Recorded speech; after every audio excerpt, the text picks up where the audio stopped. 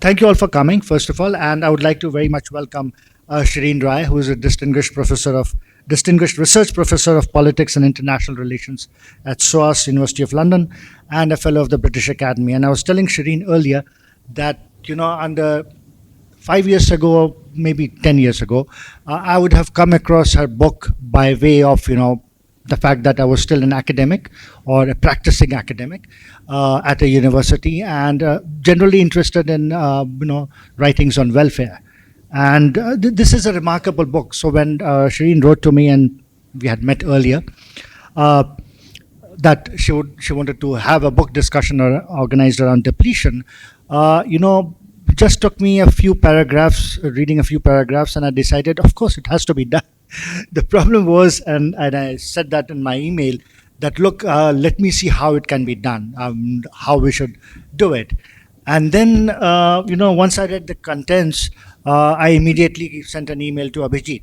Abhijit, any chance that you're in Goa? He said, yes, I'm coming back to Goa in the first week of December. I said, great. Would you like to be part of the book discussion? He said, yeah, of course. So that's how we are all sitting here. But Shireen, thank you so much for getting in touch about this book, and for ensuring that we are all here in one place. And Abhijit, again, all good luck, because if it was 15 days ago, but then 15 days ago you would not have been able to travel to Goa, right?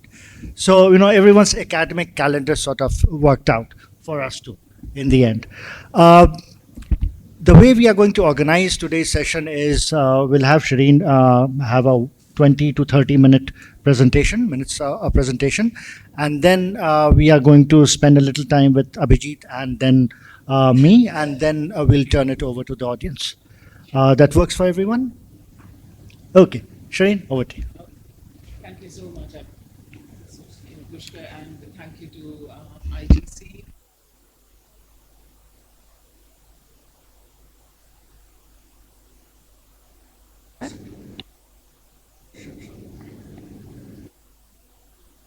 Showing here now. Can you hear me? Good. So thank you again, Pushkar, and to IGC for hosting this event, and also thank you for being here rather than at Serendipity. I came here yesterday so that we could go to Serendipity, and we had a wonderful concert right next door in the arena, commemorating Zakir Hussain. I'm not surprised. Let's say that. Okay, so I'll say a few things about the books, and then and this is the first time this book has had a few launches, but this is the first time that my commentators have been entirely a male body. So I'm very much looking forward to hearing their comments, but also particularly Abhijit, because of your work in mental health, and some of the areas that I cover are not just physical health, but mental health as well. So I'll start with the simple question, which is, why does depletion matter? Before I go on to talk about what depletion is, the way I conceptualize it, and then we'll take it from there. So why does depletion matter? Our lives and the lives of future generations, I would say, are dependent on the work that we call social reproduction. Now, social reproduction is a very awkward Marxist feminist phrase. Very often it is interchangeably used with care work, right? But of course, within that tradition of Marxist feminism, social reproduction, in my work at least, I look at it in three different ways. First is reproduction of labor, right? So that is the standard Marx, Engels first mentioned private property and the state, etc., which is really that capitalism needs labor and it will not survive without the reproduction of labor. Second, obviously, once the reproduction has happened, then you need the maintenance of that life as well, because without that, that life will die, and then we are back to the square one about who will take over doing the labor in capitalist worlds. And the third, which I think is less talked about, less written about, is ideological cultural reproduction.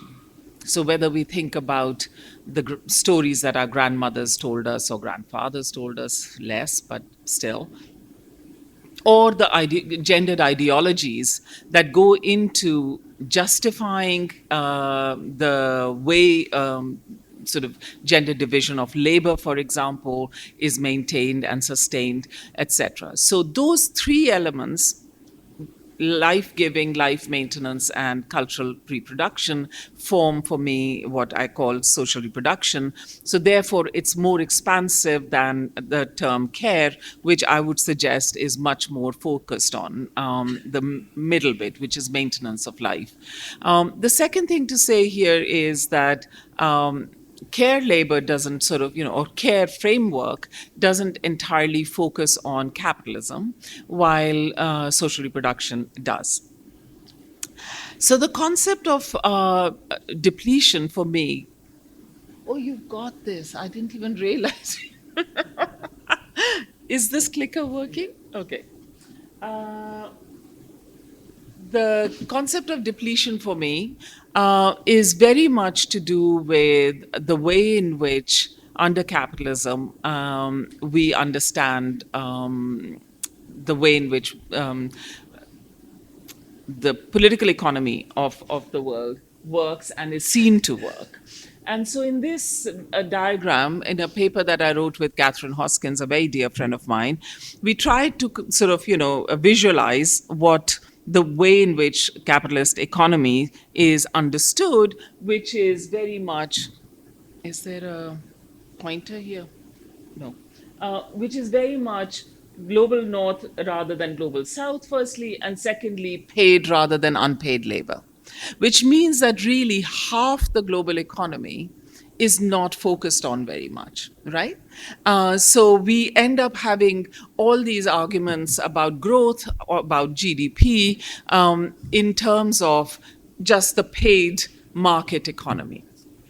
Is that oh, thank you. So yeah, and the second thing I want to say is that this we took from Diane Elson's comment that really depletion just leaves the capitalist system because you cannot endlessly keep stretching this labor to a point where it snaps like a rubber band is the term that she used. So in a way, what we wanted to do was to focus more on this side of the, oh gosh, I can't do this very well. This side of the equation, which is the domestic sector, and we wanted the global south as a focus of our attention as well as unpaid labor in the home. So, what is depletion? A depletion I sort of conceptualize as follows. It results from when the outflow of social reproductive labor, such as time, energy, lack of sleep, rest, for example, exceeds the inflow of resources, tipping those affected over the threshold of sustainability. So, sustainability is a really important issue here. It's not socially productive work cannot stop. We can't go on strike to say we won't feed our children, or we can't go on strike to say we won't look after our elders or ourselves for that matter. Life is relentless. So, if you were to ask me, is there one word that which encapsulates social reproduction? I would say that it's relentlessness, right? When we think about the working day, when we think about working conditions, when we think about unionizing for better conditions of work, we are thinking of a 9 to 5, right? We are working of paid working days. And as in the book, I talk about it in chapter 4, actually, we don't even think about how people get to the place of work, right? Who pays for that? What do people experience during that commute from the home to the place of work? So, depletion accounts for all of that, I would suggest. It accounts basically for what we put in, not in any kind of an economistic way or an economic calculus, but as a way of thinking about what we need to do this work, which is relentless, and what we are able to afford to do. And why is it that we are able to afford to do only some of it and not others? So, therefore, in a way, what Marxist feminists would say is social reproduction subsidizes capital. Capitalism cannot afford for this unpaid labor not to happen, right? It cannot afford for the GDP of each country to reflect the value of that labor in its calculus. Why? Because that labor subsidizes our economy and the market economy. Consent here does not mitigate depletion. So it's like saying, we were just saying earlier that, love is there, of course. You love your children, you love your parents, you love your husband, you love your lover, you love yourself, hopefully. But that doesn't mean that the relations under which this love manifests itself are not exploitative, right? So consent does not mitigate depletion, just as love does not make social reproduction less depleting. Depletion through social reproduction is a concept that also bridges the work of paid and unpaid work. This commute that I was talking about, the longer the commute, obviously during the commute, it's also questions about safety, sexual harassment, tiredness, how long it is, infrastructures, if you are traveling over a very long period of time in very packed Bombay buses and trains. But it's also about how the length of commuting, how does it affect your unpaid labor? A domestic worker I was talking to just recently said she wakes up at 4 o'clock in the morning because she needs to do all the housework before she takes an hour and a half to get to her employers. Now, the employers treat her well. It's not about that, but it's all about what she has to do, and then an hour and a half back under terribly difficult circumstances. So, how do I understand this also is in the context, therefore, as you might imagine, of the everyday. And we know that the everyday has been written about by many, interestingly, men, right? Whether it is, and the biggest name there is obviously Lefebvre, who has talked about the rhythms of everyday life. And if you read his work, it's brilliant, actually, because it unpacks a lot of what an everyday looks like and what we should be paying attention to under capitalism. But it is totally ungendered. It's totally not looking at the gender division of labor within the home and what does that signify in terms of social reproduction. The argument at the heart of this book is as follows. Reproduction of life doesn't just happen. It is labored over in different contexts with differential resources unequally. In all countries, in all classes, races, religions, and culture, women perform these labors more than men. Right? But these women are also class, raced, and located in deeply unequal ways, and therefore experience depletion differently, intersectionally, and unequally. Women who cope with this work in contexts of poverty and violence are constantly told that their everyday labor, both paid and unpaid, to maintain the rhythms of life do not count in and as production. And yet we rely on this labor every day, and we know that without this work, we will not survive as a global population, culture, and cultural community. The denial of this work is institutionalized through methodologies of accounting for work, through our GDPs, for example, through our ideological positioning of domestic work, through cultural and social gendered norms.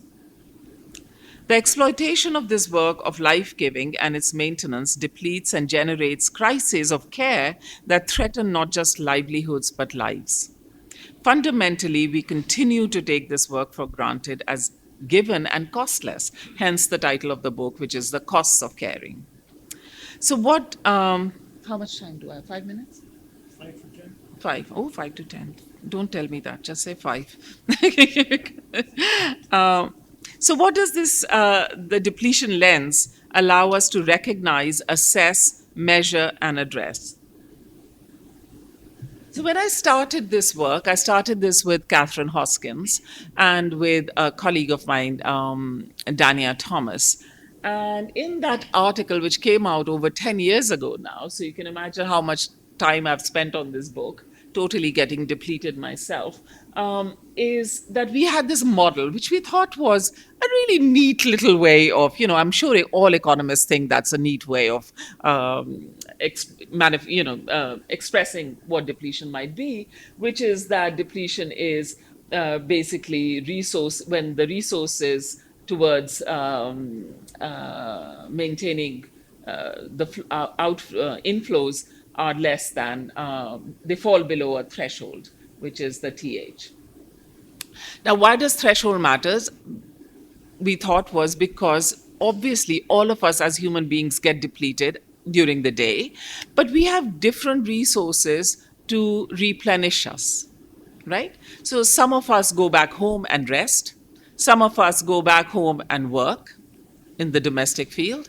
Some of us get told that we are doing good work because we are paying our taxes. Some of us are told that we are a dependence on the state. We are not working because we are staying at home, right? So there are different ways where thresholds make people think about themselves subjectively and also think about their position in society. And therefore, we sort of thought this was a neat way of talking about it.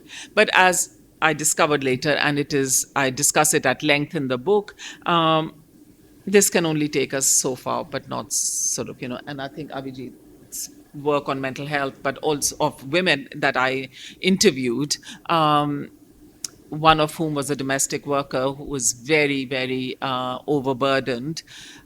She didn't smile the whole time we were with her, not once. And after our interviews, she sent us a photograph of her in Dubai with 3 other women in a park, all smiling. And she said, as soon as I saw the photograph, I thought, oh my God, Dubai. Oh, I hope she was not sexually assaulted or something. Or you hear all these awful stories about domestic workers being exploited. No, she said, this was the happiest day of my life. And she had 2 children. She was very stressed at work. So it has absolute mental health issues. The other thing I wanted to, but as I said, if we have time, you can ask me about this. So the book makes 4 of these major arguments, which is that reproduction of life doesn't just happen. Secondly, that strategies of reversing harm cannot be successful unless we agree that this needs to be addressed. So actually revealing the costs of social reproduction, revealing depletion is the first step towards that, for which we do need measurement, but it doesn't have to be a formula. There are different methodologies that we can use, and then we can talk about that. The third thing I think that we didn't talk about earlier in the paper, which I found really interesting, was how, if you can look at this photograph, how does planetary care and social care need to come together? Because one affects the other absolutely and intimately. Because all of us are hopefully looking at developing a vision of a good life. And finally, that histories of inequality matter. And as you know, just now, we are in a very tough time in Europe in terms of migration issues and racism and the rise of all that. And I think that without addressing the long histories of colonialism and its effects today on the way in which we think about ourselves as a global community, we won't get there. So I just want to say one thing, that at the heart of the concept of depletion is the concept of harm. And the way we look at it is that if depletion is not recognized, harm comes in different ways. One is just physical harm. Exhaustion, tiredness, your body is more vulnerable, therefore, to infections, to anything that's going. Second is mental, and attached to that is at an individual level, mental harm, which is if you are being told constantly that you are not working, what does that do to your subjectivity? What does that do to you as a person, right? The second element of that is discursive harm, which is how do others talk about those who work at home, right? Now, Oxfam did a wonderful report on domestic violence in 2019, in which they said that making food and presenting food to the husband who comes back is a trigger for violence. Because it not having, they interviewed a lot of women, and the man would say, "You've been here doing nothing all day, you can't even give me good food on time, or it's not enough salt, or whatever." So it matters in those ways. But also, what matters in terms of harm is the way in which your relationship with the state shifts. You're not seen as a person who's contributing. Your work does not get included in the GDP, it's outside the production boundary. You are a recipient of welfare. All these, we hear about all the policies that are focused on women, Narega and all that. You just feel that you are nothing but taking from the government. And therefore, what is your relationship? You're not an entitled citizen, you're a welfare recipient. So all these things are connected, and we need to think about this. So what do we do? Should we just all give up and no? And in the book, I just talk about 3 different ways of trying to reverse depletion.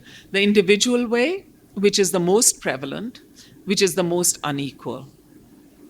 For those of us who can afford it, we buy in domestic labor. So we are less depleted.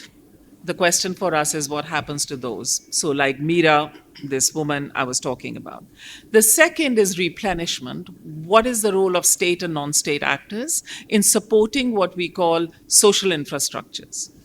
Schools, nurseries, houses.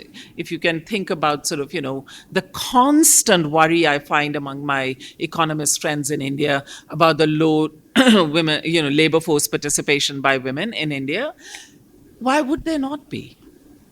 I mean, I don't understand what's the big question that they want to. Why would there be not low participation in the labor market when you have such poor infrastructure for social reproduction, right? The third is obviously transformation. Let's have a gendered revolution, right? Where we think about actually loads of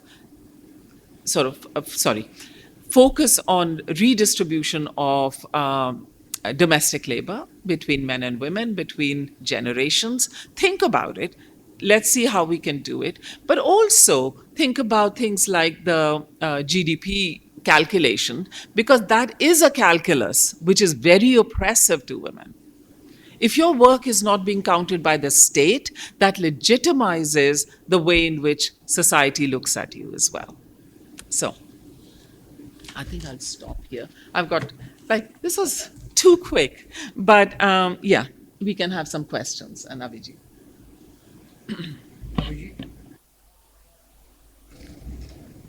Abhijit is an NIHR professor of global health. For those of you who are, he has been coming to the center for the past few years. So for some of you, he's not a stranger, but those of you who are coming to the center for today's talk, so he's a professor of mental health at the School of Tropical. What comes first? School of Tropical Medicine, right? So unfortunately for us, he was going to be in Goa, and that's how we are all sitting here together. Abhijit? Yeah, please. Yeah. Thanks, Pushkar. I mean, firstly, thank you for inviting me and kind of getting me to read and speak about this book, which intersects quite a lot with the work that we do, but kind of seen from a slightly different lens than we do. But I had a few questions. I mean, one a slightly kind of higher level to kind of start things off, and then some more kind of specific questions. But it's interesting. I mean, what you're proposing sits at the intersection of feminist political economy and social reproduction, and using a justice lens to all of that. And my personal parameter for evaluating a thesis is like when I read it and I start thinking, oh, this is interesting. Why did I not think of this before? Because someone else has put it in a way which is kind of, in some sense, simplifying things, but also kind of making the obvious obvious. So my first question is what got you thinking about this? Like, was it some experience that you had, or something that you saw that got you thinking about, okay, I think I should be writing about this? Yeah, I don't want to do a kind of a machine gun questions. Let's just kind of Let's go get one at a down time. to it. Yeah. I think that's a fab question, actually. So one was that obviously you can never understand these things till you become a parent. And you never become a parent in your family unit. You are always a parent within structures of inequality, right? So whether it is about sort of the way in which maternity leave is granted, whether it is how much you pay for in the UK or here for childcare, the gender division of labor within the home matters. Of course, it matters greatly. And I was very fortunate because my husband, who's here, and I'm not just saying this because he's here, but he is a co-parent. He is not absent parent. But the fact remains that society doesn't allow you the bandwidth sometimes, and I felt it. I actually did, but that was in the background, and I think that once I started working on this, I drew upon that because you feel, I recognize it in the way that you are saying. Why didn't I think about that before? But I think there were two intellectual triggers for me. The first one, I read a paper by an environmental economist. I was teaching on development, and this person was arguing for that, unlike the feminist economists wanting domestic labor to be included in GDP, this economist was saying that environmental depletion should be debited from the GDP. Because what is happening when we don't do that is that we are taking the environment as a free good, which is what feminists were saying about domestic labor. This is a free good to you guys. This is, it should not be, right? So I think it was Gordon Brown who, for the UK, had feminist economists do a statistical analysis of this, and they found out, and that has been replicated South Africa, Australia, Canada. If we were to sort of account for domestic labor, it would increase the GDP by 30 to 40%. What the environmentalists were saying was, if you don't treat the environment as a free good, you would, if you debit things in terms of health, sick leave, if you think about generations ahead, etc., you should be debiting that. So I thought, that's a really interesting question, and they talked about it in terms of depletion of the environment, right? So that was one. And then the second one was what I already said, the depletion that Diane Elson, who is a feminist economist, she was talking about how, this labor should not be considered as endlessly elastic. So those were my two triggers. But then, as I said, I recognized it. Yeah, I think as a personal story is always the best starting point for writing a book or a thesis, isn't it? Let me bring culture and gender into the discussion. Especially for a place like India and other similar countries. While growing up, a lot of the stories, fables, metaphors are around care. Caring for your parents, caring for your children. Those are the narratives that people grow up with. So there's a lot of virtue signaling around caring and not complaining about it. But the reality of the matter is that caring for whoever, child, parents is exhausting. How do this whole thing about depletion, how do you square it with a culture where, even acknowledging that caring is burdensome? You're not saying that you don't want to do it, you want to do it, but acknowledgement of how burdensome it is at times is frowned upon. How does your depletion thesis work in a context like that? That's a fab question, and it also allows me to say a couple of things about methodology. So, when I started with this, as I said, when I started writing the book, that the formula came, we wrote about in a very brief paper of 7,000 words. So when I started writing about writing the book, I thought, hey, that's a great way of actually exploring this model, right? So I then looked at families and society data sets with the Office of National Accounts. I cannot, I tell you, I don't understand numbers at all. But I had a team working with me of 3 young men who were statisticians, and they wanted to see, so they did all the regression model, they ran the regression models, etc. And they came to me and they said, Shirin, you're in trouble, because I thought, okay, there won't be any questions asked. That is a typical thing, right? In these big data sets, if feminists complain all the time that the questions are skewed in a way that we can't use that data set so effectively. No. They said, we have got a very peculiar result coming out, which is the men love doing social reproduction and care work. They didn't use social reproduction, obviously. The ONS used care work, and the women love it. And so what had happened was that for each bit of the day, you had to say, what were you doing? Who were you doing it with? How long were you doing it? And thanks to the feminists, did you enjoy it? So we went through a whole sort of long-term permutation, combination, blah, blah. And they said, what is happening here? And they said it to me. They said, it seems that the men love it because they're doing it very much less than the women. They're taking the kids out to play. They are doing it at the weekend, right? And so the activities that they have written about are, like playing football, taking them to football games, taking them to the cinema.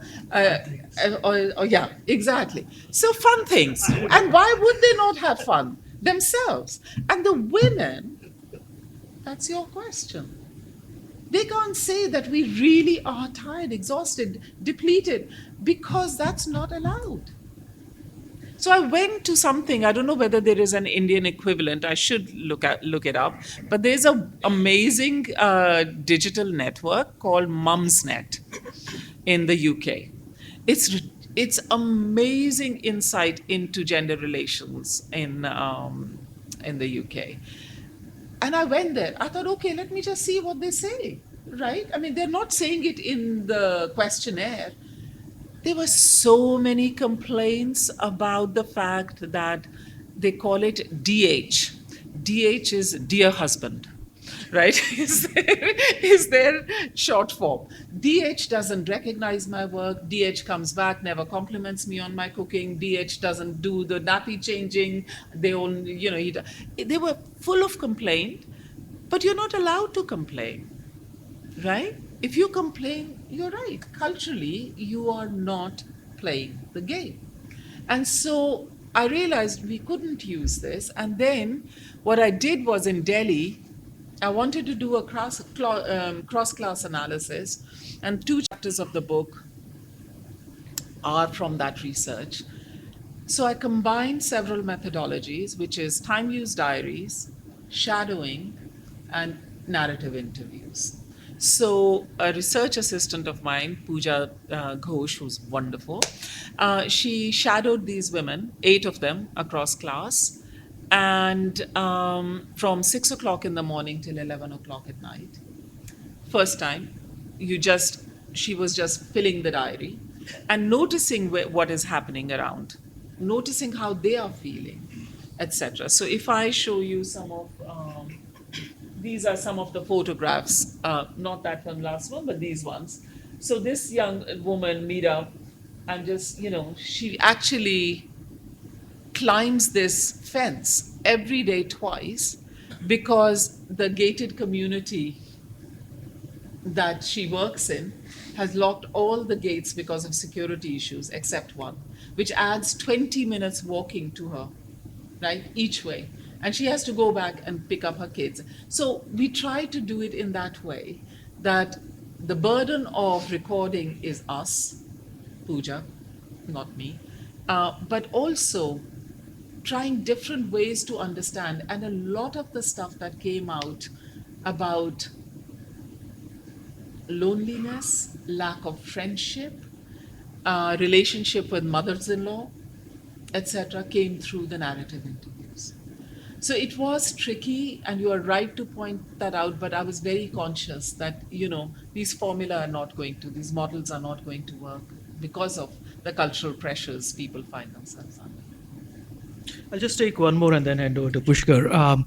Just as I said, I mean, gender and age. I just wanted to bring that into the discussion because one of the things that I've seen quite commonly through my travels for work in rural India is that when you speak to young women, like of school going age, children and young women, many of them are out of school. And the two very common reasons that are cited for being out of school is one is safety, to ensure the young girl's safety, and the other one is if she goes to school, ghar ka kaam kaun karega? Who will do the household chores, right? And then when we talk about caring, the usual stereotypical picture in our head is of an adult taking care of young people or elderly, but not of other children, especially female children, in rural contexts where there's not enough resources for many things. And the burden on them. Do you want to elaborate a little bit on that, like age and gender and how it plays out in Depletion? So I think, thank you for that. In the book, there's a chapter on children who care. Because when we talk about social reproduction, when we talk about care work, we think about generally adults caring for children. But children also care, as you just pointed out. And they care not just in rural India, but in Coventry in UK, which is one of the big cities of the UK. And I wanted to study that because I see this as a global problem. This is not just an India problem, a poor country problem, quote unquote traditional culture problem. It is a global problem. And so in the chapter, I actually sort of studied this through an NGO that works with children who care, right? So it's called Young Carers. And some of the issues that come up for those kids are the same that you are saying. They care for their parents who might be disabled. They care for their grandparents who might be frail. They care for their siblings who might have health problems or might be autistic, etc. And what results then is deprivation and depletion, right? In the sense that their friendships get affected, their homework gets affected, their sleep is affected, but also their levels of anxiety, the mental health issue is huge amongst, and yet, especially in the UK sense, I don't know what the situation is in India, I suspect very different. they cannot complain too loudly, because not because the parents would object or whatever, but because the social services might be involved, and then they might be taken into care. And can you believe, a child of 12 years old, he's telling me this, and I'm thinking, like, what? You know that Australia has just now sort of said that they're going to ban sort of mobile phones from schools. Mobile phones for them were a big resource, because they're constantly worried about whether the mother's fallen, has she taken her medication or not, etc., etc. And if you jam the phones, what are they going to do? The schools have their own agenda, which is like, you have to have, full class attention, you have to have sort of, children doing homework, etc. But these bigger picture problems for these young kids who are looking after, or spontaneity, going out to after school to play with friends. They can't do it. At the age of 10, they have to manage it, sort of make sure that some other sibling will be there in place. And of course, as you have said, it is gendered, right? We didn't find that in this, that there were both boys who were looking after, but also girls, majority girls, but also significant number boys.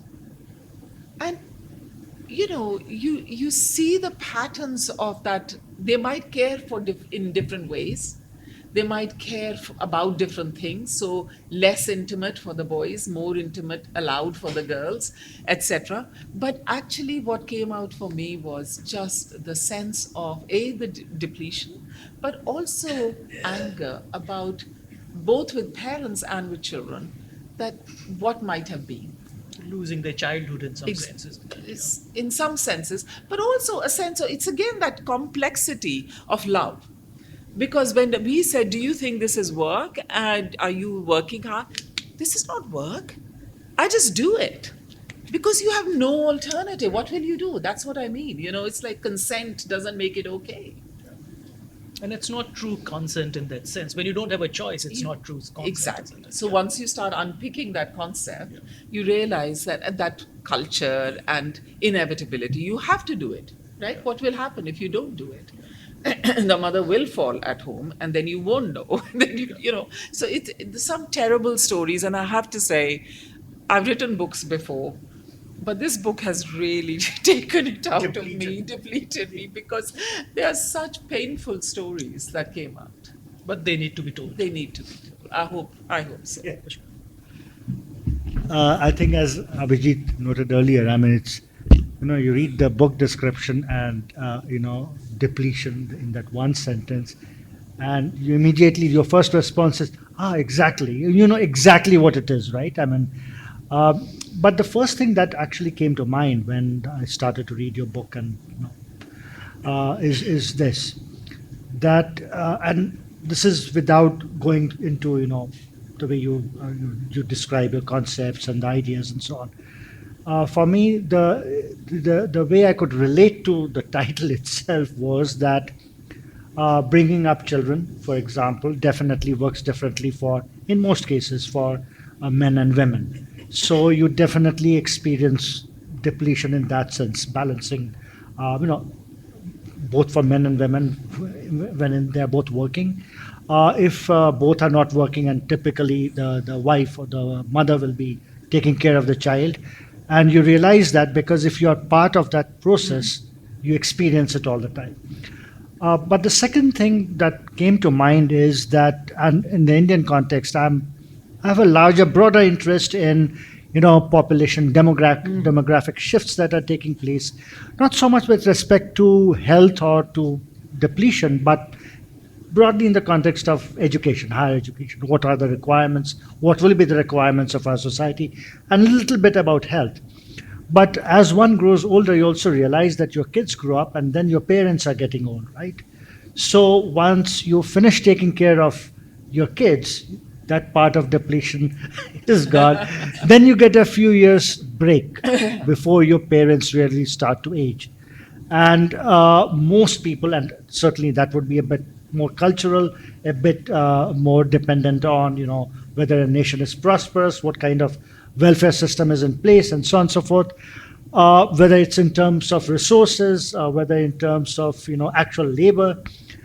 But then the second part comes at a time when you yourself do not have the same capabilities or capacity to give, how much may be required. So, of course, class would be a very, very important factor. The affluence, your own affluence, and that of your parents, etc. But my question is really this: uh, what does it do? What does depletion do to a society, to a country like India, which is actually population growth has slowed down, but certainly in parts of the country, population continues to grow, and in other parts of the country, you have an aging population. So India is experiencing, both needs, not at the same states, thankfully, but is experiencing both kinds of needs simultaneously. Uh, it cannot be sort of addressed by the national government, because the shifts that have taken place are different. So in a place like Goa, where the growth rate has really slowed down, or Tamil Nadu or Kerala or even Maharashtra, the requirements are different from, say, Odisha or West Bengal or Uttar Pradesh or Bihar. So how do governments, how do states which are even interested in addressing these problems, what do they do? And especially in cases where resources, in terms of resources, there's a deficit. You do not have substantial resources at your disposal. Physical resources, yes, but how do you pay people to, can you afford to pay people to take care of senior citizens who are in poor health, for example? Yeah, I think that's a really interesting and complex question. I think the first thing would be that you never stop taking care of children, and so but the parents do age, and we call it the sandwich generation. The squeezed middle. Both sides are affected. What can we do? What most of us do in India is to buy in labor, right? To think about labor as a way of mitigating our own depletion. We buy in labor for those of us who can. But of course, what you are saying is that it leaves, which is what we are all concerned about, it leaves care deficits for those who care for us. Who's looking after Mira's children? Who's looking after those who go from India, from Kerala in particular, to Dubai or to the UK to look after other people's children or older people, right? The crisis of care is global. It manifests itself differently in different parts of the world. And you're right to point out that it's not as simple as saying, oh, Brazil is a young country and the UK is an old one, because there'll be bits of Brazil, just like what you have described in India, where it will be an aging population and a very young population in the same country, but not necessarily in the same Sure. states, right? So what can the state do? So I was thinking about that actually the other day. What happens with Narega? So if you're thinking about employment, that's one route. But you cannot say give employment to women without addressing the social infrastructures which would address those care deficits if they are being employed in care homes. I noticed even in Goa, there are all these, what are they called? Senior homes or something like that. That is something that is happening here. I was appalled yesterday, a friend of mine told me that they are looking for at some of these residences, which are they are single generation conurbations. Only older people after over 60 or 50, I can't remember, can buy places there. And I thought, when do we ever live in single generation context? I mean, this is all just this Western thing of sort of, we need peace and quiet, but we don't need children running around. Who needs that? So if you are privatizing care in that way, it will be those who can afford it, which is a very thin layer. And second, it will create, I'm sure, mental health issues for senior citizens who are just trapped there with. So you have to have this thinking, So employment is one, and employment in social infrastructure. Second thing, I think, is employment in infrastructure as we know it. But as I was saying, commuting. We don't think about that, right? How does labor get from point A to point B? We don't think about that. So if we are going to think about providing a social infrastructure, we also need to provide a safe infrastructure for girls to go for education and not be sexually assaulted, right? But so we don't just, as feminists, we don't need to just say, oh, we don't need roads. Yes, we jolly well do need roads, but we need them to be well lit and safe. So I think that is why replenishment as a concept in the broader field of depletion means basically for the state to think about and take seriously the requirements of social reproduction. Second thing, more of an observation, but also by way of suggestion, maybe for Abhijit, and someone like him who works more works on mental health. So soon after I started reading a book, I was having a chat with someone in Goa, and I said, "Look, this is a book where every single idea can be utilized." And you mentioned Kerala. Every single idea can be utilized to understand and to measure, to whatever extent possible and to whatever accuracy is possible, the kind of depletion that Goa is experiencing. Right? You have high levels of migration to the Middle East, Dubai, and so on, and to the UK, and to Portugal, and to North America. You have high levels of internal migration from other parts of the country. The character, nature, and culture of Goa may well be changing in ways that we do not yet understand.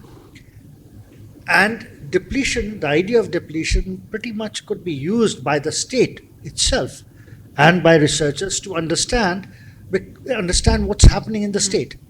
I mean, what's happening in Goa, and it's a tiny state, so also easier to study. Unlike in Maharashtra where you would choose one district at the most, in Goa you could do 2 districts or 3 districts.